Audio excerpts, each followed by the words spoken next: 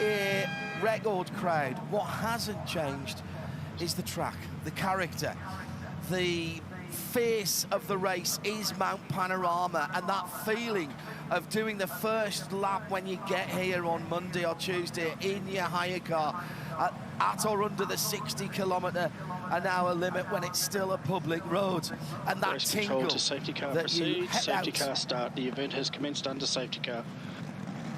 That feeling when you head out up Mountain Straight, you just get a tingle, and that's not just me saying that. That's the drivers, whether they're the first timers or they've been here many times. There's a personality and an atmosphere to this race that is unbridled and absolutely unrivaled anywhere in the world, and that's including some of my favourite places to go, like the Nürburgring Nordschleife and the Le Mans 24 Hours, and we've just come back from the Rolex Daytona 24, but everyone is on edge right now, and we always say it, Mount Panorama, and the mountain delivers. And now we've got to find out who it's going to deliver to the top step of the podium in just on 12 hours' time. Garth Tander, you've done this before. You've taken the start of this race. This first hour, it's one of the most special hours of motorsport for a spectator. Great for TV. What's it like behind the wheel of a V10 Audi R8? Well, you start this race and you're always thinking, all right, 12 hours. We've just got to play ourselves in carefully. We've just got to get the car warm, bring the tyres up, get the brakes up, and then we'll just wait for the sun to come up and we'll get cracking. And you think all that, and you say all that, and then you roll up Mountain Straight as the driver's doing for the very first time, and that goes completely out the back of your mind, and I'm getting to the front as soon as possible. So it is incredibly tricky. Don't let our I mean, you can see there at the Audi cutting just how dark it is. Our cameras actually do a very good job of making it look lighter than it actually is, and I can tell you it is pitch black out there, even to the point where, as I was driving in this morning with Chad Nolan, we were looking for the moon to see if there was a moon actually up, because it felt so dark. And when you're driving the race car, particularly across the top of the mountain here, as you enter Reed Park, exit from the Great and up to McPhillamy, it's really hard to pick your marks. It's really hard to see exactly where those walls are. And then as you drop down here, down out towards the Great, to know where to position the car. So it's a very challenging 45 minutes of the race. Just on 14 degrees, just a little bit more at the moment. It's going to be quite humid today. Top of 29 degrees forecast in this region, but as Chad touched on at the start, there is a forecast of some thunderstorms. It's been quite a strange week weather-wise here in the central tablelands of New South Wales, and lots of storms have been sweeping over. For the last 4 days, they've either gone to the north or the south of the circuit itself, and they've missed us completely, but who knows how this is going to play out today. It's about a half moon. It's a waxing gibbous moon today, so it's about a half moon, but we took the morning off this morning. Yeah, it was so dark. Sitting down next to the telly, but to watch the race for the next 12 hours. We should confirm the race has officially started, and you heard the voice of James Taylor. He's the race director upstairs from us in Motorsport Australia Race Control. And it's slightly different procedure to what we might usually see, because he confirmed that the race has started behind a safety car.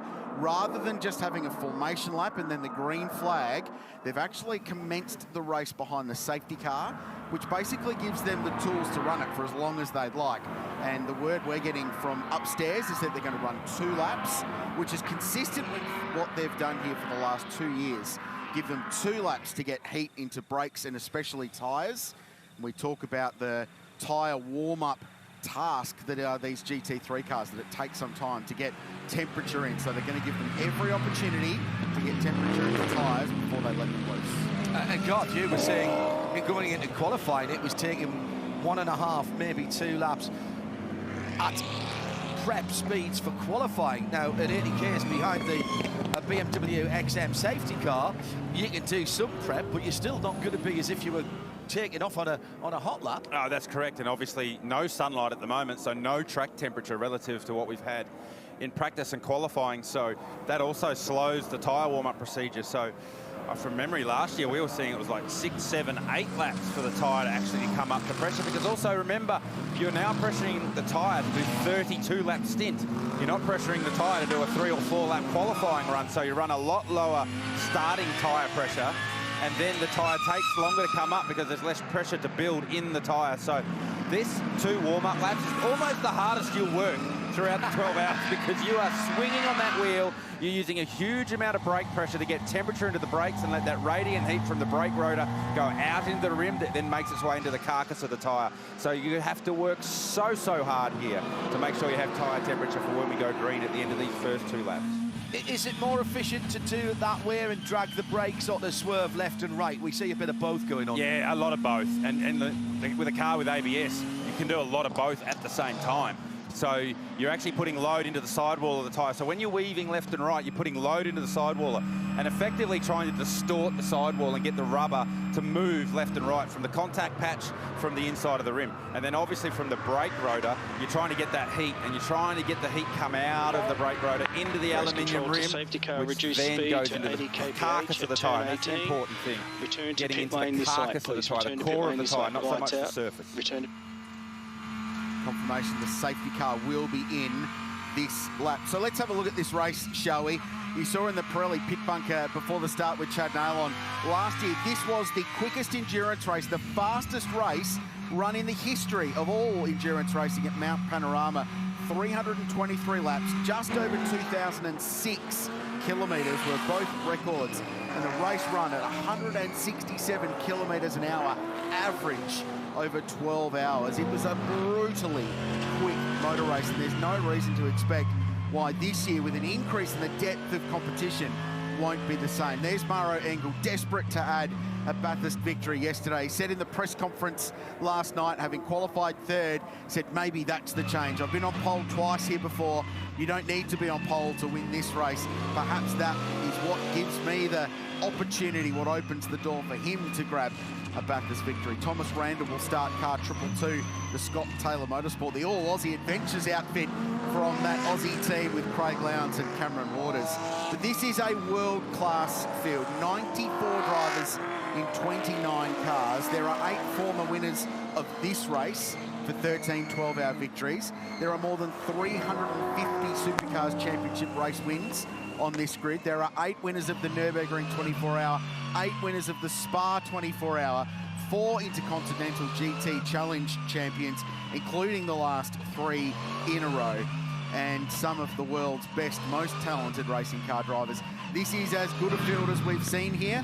I cannot wait to see how the next 11 and a bit hours plays out. I say 11 and a bit because it just makes the task seem a little bit less daunting than 12. So coming down Conrod and the safety car to come in, that BMW XM. Only the 2nd time that BMW M has built an entire car. And if you're as old as I am, you will remember the complete... Confirming safety car lights are out. Lights are out on safety car, weaving must cease.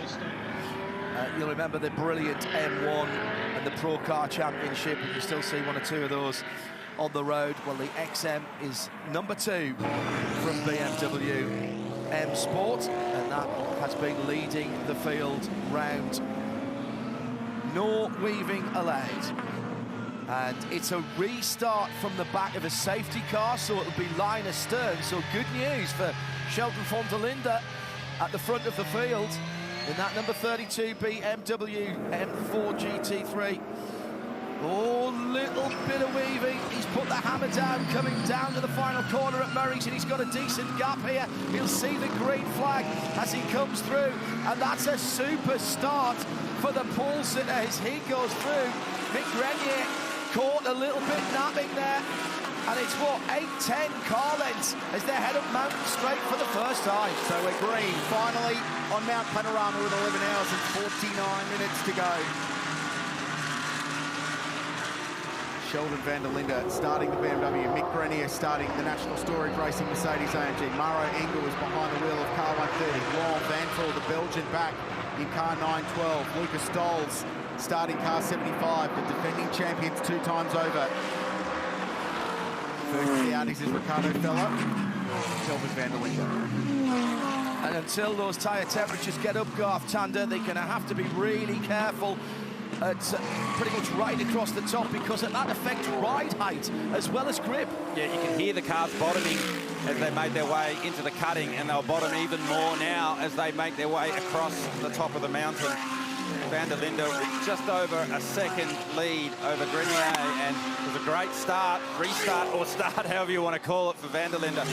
And the reason you want to get up the road a little bit is because you don't want those headlights flashing in the rear vision mirror and annoying you for this first run across the top of the mountain. You can just focus on those tyre pressures, see what sort of car balance you have, see where you have gone with your tyre prep so you know how much grip you have, and focus on making your way across the top of the mountain nicely this first time of what will be many, many tours around Mount Panorama. The other thing with the start of this race is that this first hour, as challenging as the conditions can be from a visibility standpoint, it's often the best conditions the cars are going to get to produce some performance.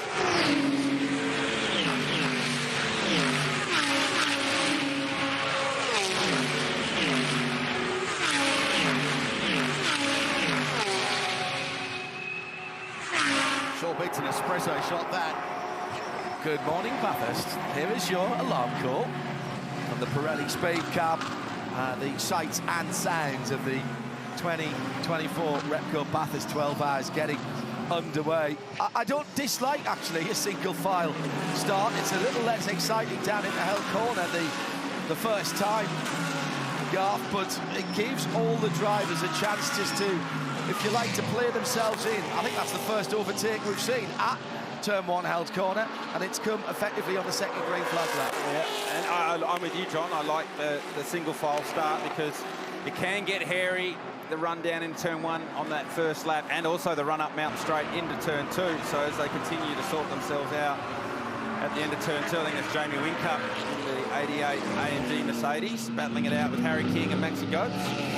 Called himself a retiree yesterday. Yeah, he did, didn't he? Jamie Whincup? Semi-retired. Semi-retired, having just punched out a low 203 to go right near the top of the practice session Saturday afternoon. That's the Johor Motor Racing 888 number 88 car, off the back of a great deal of success in recent weeks in the Asian Le Mans Series.